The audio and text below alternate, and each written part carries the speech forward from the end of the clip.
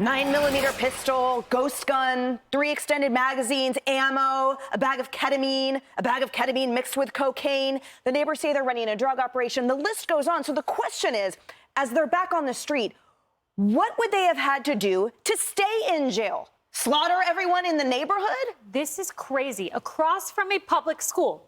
Okay, so you send your child to school in a drug operation, according to one accusation of a neighbor.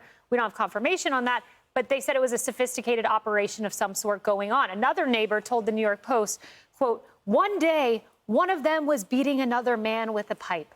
Imagine sending your 12, 13-year-old to school.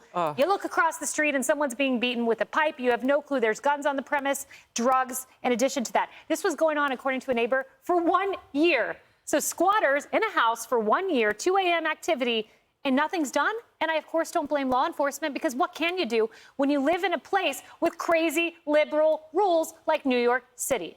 So, Kevin, tell me this. If the articulated policies, as they've been defended by the left, it's to help others, right? To help those that have been disenfranchised or perhaps are disproportionately affected. Who the hell is this helping? It's not helping anyone. Listen, if you commit a crime like this, if you're stockpiling these weapons and drugs, you should be deported immediately. I'm a Democrat that believes that we've got to reform not just our bail laws, but obviously our immigration policies, too. The fact that these people are here committing these crimes, destabilizing our neighborhoods is wrong, fundamentally wrong, and there should be consequences. They should not be back out on the street. Yeah, Kevin, I'm so excited that you will be voting for Trump with us.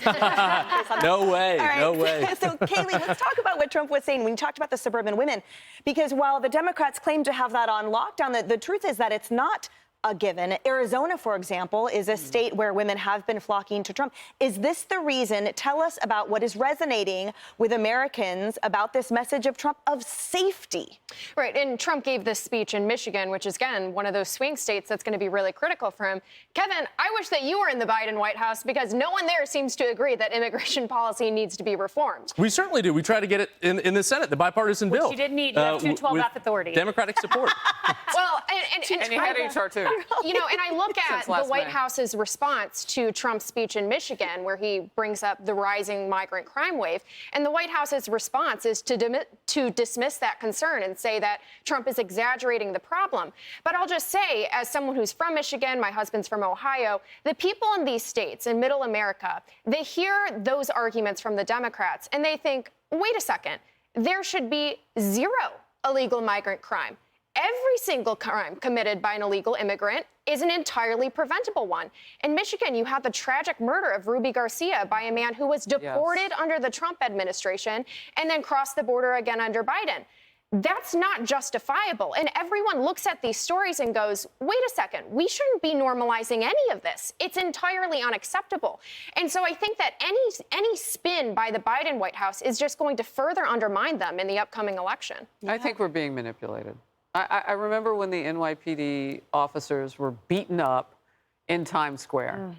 And it was migrant this and migrant that. And that's what's happening today, because we don't know their status. Did they come into the country legally or illegally? And so that's where we are. Now, you know, it only takes a computer search to figure that out. It took us quite some time in that situation, and it's taking some time here. We know that some of them, from our own reporting, came in from Venezuela. Venezuela's crime is down. Many of their criminals, we know, have crossed the border illegally in this country, and they are going around. Look, we'll cover the news as it happens, but there needs to be pressure when these crimes happen with what the New York Post is calling migrant squatter crews. There needs to be pressure to know, well, when did they come into the country? How did they come into the country? Can we automatically deport them?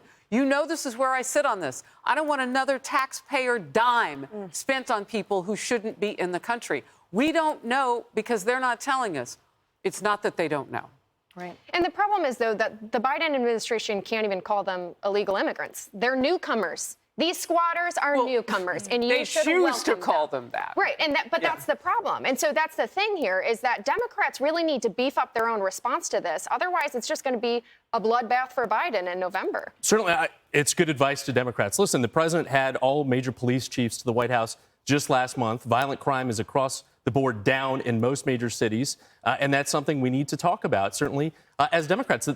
Listen, the highest jump in the homicide rate, the murder rate in this country annually happened in the last year of the Trump administration. It didn't happen in any of the Biden years over these last 3 years. So again, the president is running on his record. Donald Trump is a different situation than 2016, has a record he's got to defend as well. I consider illegal fentanyl brought in by drug cartels and mules and illegal people crossing our border. It's horrible. Consider that murder. And it actually is. And that's why he pushed President Xi Jinping yesterday on the call with China about fentanyl, certainly.